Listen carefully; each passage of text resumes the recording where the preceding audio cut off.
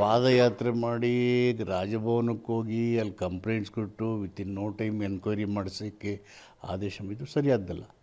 But ನ್ಯಾಯ ಇದೆಯಲ್ಲ, ನ್ಯಾಯ ಅನ್ನೋದೊಂದಿದೆ, ಅದು ನ್ಯಾಯನ ಗೌರವಿಸಬೇಕು. ಅದು ಪ್ರಜೆಗಳ ಕರ್ತವ್ಯ, ಆದ್ಯ ಕರ್ತವ್ಯ. ಹೀಗಾಗಿ ಇವತ್ತೇನು ರಿಪೋರ್ಟ್ ಬಂದಿದೆ, ಅದು ನಾವು ಏನು ನಮ್ಮ ಮನಸ್ಸಲ್ಲಿತ್ತು, ನಾವೇನು ಮಾಡಿಲ್ಲ ಅಂತ ಹೇಳ್ತಾ ಇದ್ವಿ, ನಾವು ನಿರ್ದೋಷಿ ಅಂತ ಹೇಳ್ತಿದ್ವಿ, ನಮ್ಮ ಹಸ್ತಕ್ಷೇಪನೇನು ಅದರ ಸ್ಪಷ್ಟೀಕರಣ ಅಲ್ಲ. ಈ ಘಟನೆಗೂ ಕುರ್ಚಿಗೂ ಸಂಬಂಧ ಇಲ್ಲ. ಬಟ್ ವಿರೋಧ ಪಕ್ಷಗಳು ಇದರ ನೆಪದಲ್ಲಿ ಕುರ್ಚಿ ಅಲ್ಲಾಡ್ಸೋಕ್ಕೆ ಪ್ರಯತ್ನ ಮಾಡ್ತಾಯಿದ್ದು, ಅದಕ್ಕೆ ಅವಕಾಶ ಸಿಕ್ಕಲಿಲ್ಲ.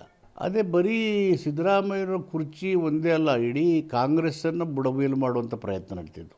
ಪಾರ್ಟಿ ಆಸ್ ಗೌರ್ಮೆಂಟ್ ಡಿಸ್ಟೆಬಿಲೈಸ್ ಮಾಡುವಂಥ ರಾಜಕೀಯ ಪಿತೂರಿಗೋಸ್ಕರ ನಡೆದಂಥ ಒಂದು ಘಟನೆ ಇದು. ಅವರು ಗಟ್ಟಿಗೆ ಇದ್ದಾರೆ.